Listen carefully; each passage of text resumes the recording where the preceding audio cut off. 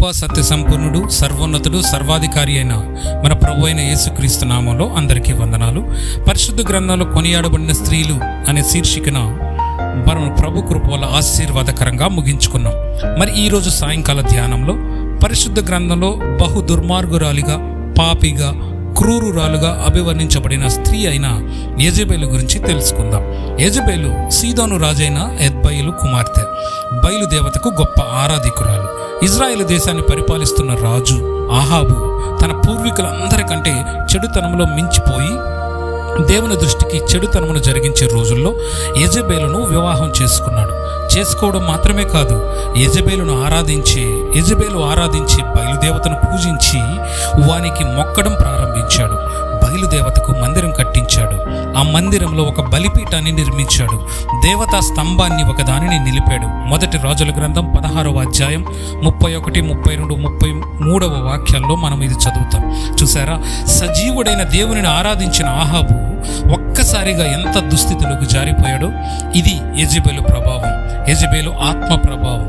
యెజెబెలు 450 మంది బయలు ప్రవక్తలను ఏర్పరిచి వారి ద్వారా బయలు ఆరాధనను ఇశ్రాయేలు దేశమంతటా ప్రబలం చేసింది. బయలు ఆరాధన అనేది అత్యంత హేయమైనది.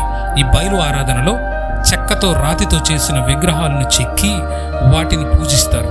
బయలుగుడిలో బయలుకు సంబంధించిన పూజారులు ఆలయానికి వచ్చిన స్త్రీలతో, పురుషులతో వ్యభిచరించేవారు. అది పరమ పవిత్రమని వాళ్ళు భావించేవారు. ఎంతటి ఘోరం! పురుష గామత్వాన్ని జరిగించేవారు. పసి పిల్లలను బయలుదేవతకు బలిగా అర్పించేవారు. ఇర్మియా గ్రంథం 19వ అధ్యాయం 5వ వాక్యంలో మనం ఈ మాట చదువుతాం. తమ కుమారులను దహన బలులుగా కాల్చుటకై బలిపీఠములు కట్టించిరి. ఎంత భయంకరమైనటువంటి విషయం! తమను తాము కత్తులతో, శస్త్రముల చేత వారు గాయపరుచుకుని బయలును ఆరాధించేవారు. మొదటి రాజుల గ్రంథం 18వ అధ్యాయము 28వ వాక్యం. ఇంత నీచమైన బయలు ఆరాధనను ప్రోత్సహిస్తూ 450 మంది ప్రవక్తలను ఏర్పరిచి వారిని పోషించింది ఈ దుర్మార్గురాలైన యెజెబెలు. ఇదంతా చూస్తూ ఉన్న రోషం కలిగిన దైవ సేవకుడైన ఏలియా ఆహాబును పిలిచి కర్మేలు పర్వతంపై 450 మంది బయలు ప్రవక్తలను ఒక్కడే అయిన తనకు మధ్య సజీవుడైన దేవుడు ఎవరు అనే పోటీ ద్వారా నిరూపించి యెహోవాయే సజీవుడైన దేవుడని నిరూపించిన తర్వాత ఆ 450 మంది బయలు ప్రవక్తలను తన కత్తి చేత హతము చేసినట్లు మనం పరిశుద్ధ గ్రంథంలో చదువుతాం. ఏలియా తాను ఏర్పరిచిన ప్రవక్తలందరినీ కత్తి చేత చంపించాడని తెలుసుకున్న యెజెబెలు కోపంతో రగిలిపోయింది. రేపటిలోగా ఏలియాను చంపివేస్తానని ప్రతిజ్ఞ చేసి ఏలియాకు వర్తమానం పంపింది. ఏలియా ప్రాణభయంతో పర్వత గుహల్లోకి పారిపోయాడు. సజీవుడైన దేవుడు చూస్తూ ఊరుకోలేదు. తన నగరుకు ఆనుకొని ఉన్న నాబోతు యొక్క ద్రాక్ష తోటపై కన్నేసి దాని మీద ఆశపడి దానిని దక్కించుకోవాలని ప్రయత్నం చేసి విఫలమై బాధతో కూర్చున్నటువంటి అహాబు రాజు దగ్గరికి యెజెబెలు రాణి వచ్చింది. తప్పుడు మార్గంలో అతన్ని ప్రభావితం చేసింది. రాజు పేరిట ఒక తాకీదును రాయించింది. రాజముద్రను తానే వాడి అందరికీ ఆ తాకీదును పంపించింది. ఇది ఒక భయంకరమైన అధికార దుర్వినియోగం. రాజు మాత్రమే వాడవలసిన రాజముద్రను యెజెబెలు రాణి ఆయనకు తెలియకుండా వాడింది. ఆయనకు తెలియకుండా ఆయన పేరు మీద తాకీదును రాయించింది.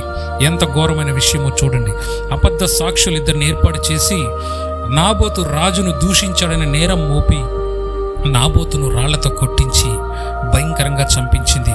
తన భర్తను తప్పుదారి పట్టించి నాబోతు చనిపోయాడు కాబట్టి అతని ద్రాక్ష తోటను రాజువైన నువ్వు స్వాధీనపరచుకొనవచ్చు అని నయాన భయాన ఒప్పించింది యెజెబెలు. తన భార్య అయిన యెజెబెలు మాటలకు తలొగ్గి నాబోతు యొక్క ద్రాక్ష తోటను స్వాధీనపరచుకొనబోయే సమయంలో దేవుడు కలుగజేసుకున్నాడు. ఏలియా ప్రవక్త ద్వారా ఇలా మాట్లాడాడు. మొదటి రాజు గ్రంథం 21వ అధ్యాయం 19లో, ఏ స్థలమందు కుక్కలు నాబోతు రక్తమును నాకెనో ఆ స్థలమందే కుక్కలు నీ రక్తమును నిజముగా నాకును అని పలికాడు. తీర్పు వచ్చేసింది. రోషము గల దేవుని యొక్క అద్భుతమైన తీర్పు వచ్చింది. అహాబు రాజుకు మాత్రమే కాదు, యెజెబెలు కూడా భయంకరమైన తీర్పు వెలువరించబడింది. మొదటి రాజుల గ్రంథం 21:23, ఇజ్రాయేలు ప్రాకారము వద్ద కుక్కలు యెజెబెలును తినివేయును అనేది ఆ భయంకరమైన తీర్పు. చివరికి తన భార్య అయిన యెజెబెలు ప్రేరేపణ చేత యెహోవా దృష్టికి తనను తాను అమ్ముకొనిన ఆహాబు వంటి వాడు ఎవ్వడునూ లేడు అని ఒక భయంకరమైన అసహ్యమైన ముద్రను పొందినటువంటి రాజు ఆహాబు. మొదటి రాజుల గ్రంథం 21వ అధ్యాయం 25వ వాక్యంలో ఈ మాట చదువుతాం.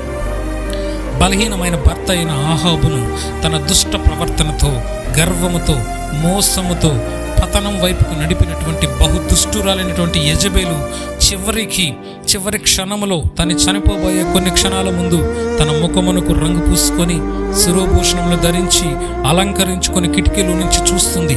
అని దీని అర్థం ఏంటంటే, ఇంత తీర్పు తన కళ్ళ ముందు జరిగిన పశ్చాత్తాపం లేదు, గర్వం, తిరుగుబాటు, ఓటమిని నేను ఒప్పుకోను, నా తప్పుని నేను ఒప్పుకోనని గర్వంతో దుష్ట హృదయాన్ని కలిగి యెహోవా అని ఏర్పరచబడినటువంటి దేవుని సేవకుల ద్వారా చివరికి ఆమె చంపించబడింది.